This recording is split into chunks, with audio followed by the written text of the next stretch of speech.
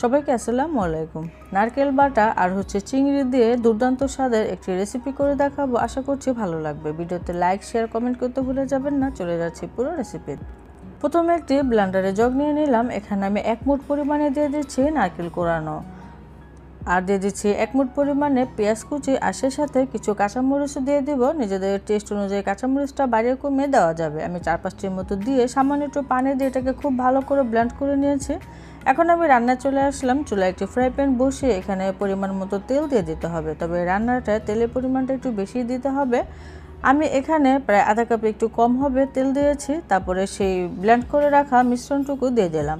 দিয়ে চুলার জালটা মিডিয়ামে রেখে একটু ভেজে নিতে হবে যেন কাঁচা গন্ধটা চলে যায়।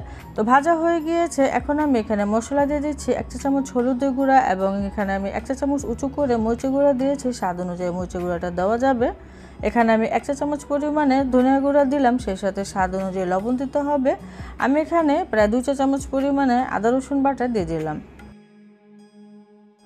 এখন একটু পানি দিয়ে দিচ্ছি যেন মশলাটুকু আবার পুড়ে না যায়। চুলা জালটা মিডিয়ামে রেখে অনবরত নেড়েচেড়ে মশলাটা খুব ভালো করে কষিয়ে নিতে হবে। প্রয়োজনে আরেকটুখানি পানি দিয়ে মশলাটা খুব ভালো করে কষিয়ে নিয়েছি। তেলটা উপরে উঠে এসেছে, মানে মশলাটা ভুনা হয়ে গিয়েছে।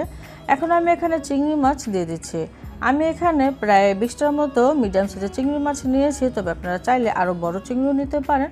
তো মশলার সাথে চিংড়িটা আমি প্রায় 5 মিনিটের মতো ভেজে নিলাম। ভেজে নেওয়ার পরে এখানে আমি একটা ক্যাপসিকাম এরকম কিউব করে কেটে দিয়েছি, আর একটা বড় সাইজের টমেটো নিয়েছিলাম, ভেতরের অংশটা ফেলে উপরে খোসাটা দিয়েছি সেটাও কিউব করে, এবং 2টা বড় সাইজের পেঁয়াজ নিয়েছিলাম, সেটাকেও এরকম পাপড়িটা খুলে নিয়েছি। তো সমস্ত কিছু দেওয়া হয়ে গেলে চিংড়ি মশলার সাথে খুব ভালো করে এরকম একটু ভুনা ভুনা করে নিতে হবে। এ তরকারি আসলে খেতে এতটা মজা লাগে, আপনারা যদি তৈরি করেন তখনই বুঝতে পারবেন। এখানে আমি এখন পরিমাণ মতো পানি দিয়ে দিলাম, মানে এখানে প্রায় আধা কাপ হবে পানি দিয়ে দিচ্ছি। এখন আমি চুলা জালটা মিডিয়ামে রেখে এই তরকারিটা রান্না করে নিব। এখানে আমি প্রায় 5-6টির মতো কাঁচামরিচ ফালিয়ে দিয়ে দিলাম। এখানে হালকা একটু ঝালও হবে, আবার গ্রানটাও খুব সুন্দর আসবে। তো ভুনা ভুনা করে নিয়েছি, মানে কিছুক্ষণ রান্না করে নিলাম। তারপর এখানে আমি 1 চা চামচ পরিমাণে ভাজা জিরার গুঁড়া দিয়ে দিলাম। চুলার জালটা এখন আমি মিডিয়ামে থেকে কমে রেখেছি যেন তেলটা খুব সুন্দরভাবে উপরে উঠে আসে এবং খুব সুন্দরভাবে ভুনা ভুনা হয়, যেটা খেতে এবং দেখতে ভীষণ ভালো লাগবে। এখানে আমি 1 চা চামচ চিনি দিয়ে দিচ্ছি, এটা স্বাদ বৃদ্ধির জন্য, এবং দিয়ে দিচ্ছি কিছু ধনিয়া পাতা।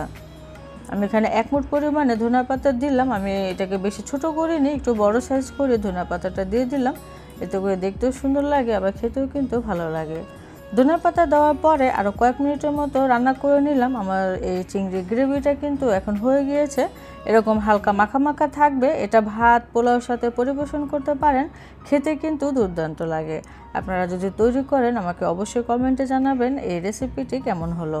নারকেল দিয়ে চিংড়ি যারা না খেয়েছেন এভাবে অবশ্যই রান্না করে খাবেন। আর ক্যাপসিকামটা আসলে থাকলে দিবেন, না থাকলেও কোনো সমস্যা নেই, দিলে খেতে বেশি ভালো লাগে। তো আশা করছি রেসিপিটি ভালো লাগবে। সবাই অনেক বেশি ভালো থাকবেন, সুস্থ থাকবেন। আজকের মতো বিদায় নিচ্ছি। আল্লাহ হাফেজ।